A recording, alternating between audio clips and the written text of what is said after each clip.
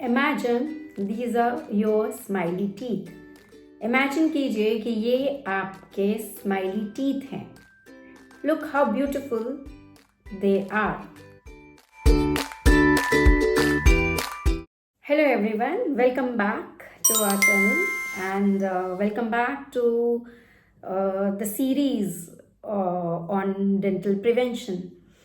So हम imagine करते हैं कि ये दो हमारे दांत हैं जिनको हम हर रोज़ अच्छे से ब्रश करते हैं एंड वी आर हैप्पी कि हमारे दांतों में कोई कीड़ा नहीं है. But now have a closure look in between your teeth. Oops, there is a cavity. So that means there is something we are missing. कुछ तो मिसिंग है जिसकी वजह से मैं ब्रश करने के बाद भी कहीं ना कहीं ये भूल गई हूँ कि दांत के बीच में ब्रश नहीं हुआ, जिसकी वजह से दांत के बीच में कैविटी लग गई है.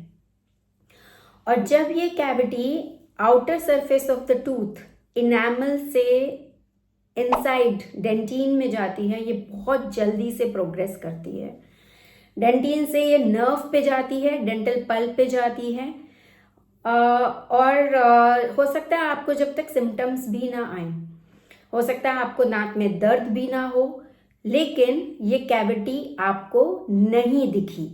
ये कैविटी जब आप डेंटिस्ट के पास जाते हैं तो वो डायग्नोज करते हैं कि आपके दांत में कीड़ा लग गया है और ये कीड़ा दांतों के बीच में है. और आपका क्वेश्चन ये होता है कि डॉक्टर साहब हर रोज ब्रश करते हैं, 2 बार करते हैं, फिर ये कैविटी कैसे लगी? तो कई बार हमारा ब्रश दांतों के बीच में नहीं जाता है और इसीलिए हम सजेस्ट करते हैं डेंटल फ्लॉस. डेंटल फ्लॉस दांतों के बीच में जाता है. ये एक पतला सा टेप होता है जिससे कि दांतों के बीच में सफाई की जाती है. अगर ये कैविटी नज़रअंदाज की जाए तो ये जल्दी से स्प्रेड होती है डेंटिन पर, जिससे कि सेंसिटिविटी आती है और फिर ये डेंटल पल्प में, नर्व में चली जाती है. तो अगर हम इसे देखते हैं तो हो सकता है ये कैविटी बहुत बड़ी हो तो इसके अंदर एक फिलिंग की ज़रूरत हो. अगर ये कैविटी नस के ऊपर चली गई है तो दांत के अंदर रूट कैनाल ट्रीटमेंट कराने की ज़रूरत हो. और अगर ये कैविटी ने दांत पूरा ख़राब कर दिया है तो हो सकता है दांत निकालना पड़े. दांत निकालना पड़ेगा तो वहाँ पे गैप आएगा, फिर उसको रिप्लेस करना पड़ेगा. तो इन सब से हमारे को जो एक सुझाव मिलता है वो ये मिलता है कि एटलीस्ट 6 महीने में एक बार अपने डेंटिस्ट के पास जाएं, ज़रूर जाएं और एक बार चेकअप कराएं कि कहीं दांत के बीच में तो कैविटी नहीं आई.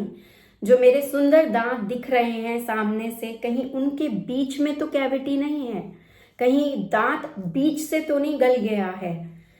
आप जितना जल्दी जाएंगे उतना जल्दी डिटेक्ट होगा.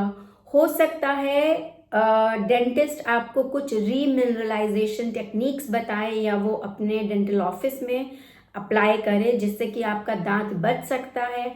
हो सकता है कैविटी बहुत छोटी हो तो एक छोटी सी फिलिंग से वो बच जाए और दांत के ट्रीटमेंट पे जो खर्चा है वो उस स्टेज पे कम लगेगा. लेकिन अगर कैविटी बढ़ गई है, उसमें रूट कैनाल की ज़रूरत है या उसमें क्राउन करने की ज़रूरत है या फिर दांत निकाल के इम्प्लांट करने की ज़रूरत है तो उसमें खर्चा ज़्यादा आता है. तो ये एडवाइजेबल है कि एटलीस्ट 6 महीने में एक बार जाए डेंटिस्ट के पास, ये चेकअप कराने के लिए कि कहीं मेरे दांतों के बीच में तो कैविटी नहीं लग गई है. मैं 2 बार ब्रश करता हूँ या करती हूँ दिन रात, उसके बावजूद भी कहीं एरियाज हैं दांतों के बीच में जहाँ पे ब्रश नहीं जाता है और जहाँ पे कैविटी लग सकती है. सो इमेजिन कीजिए ये आपके हेल्दी टीथ हैं और ये हमेशा हेल्दी रहें, इसलिए at least 1 preventive checkup in 6 months is necessary. Thank you and will see you again.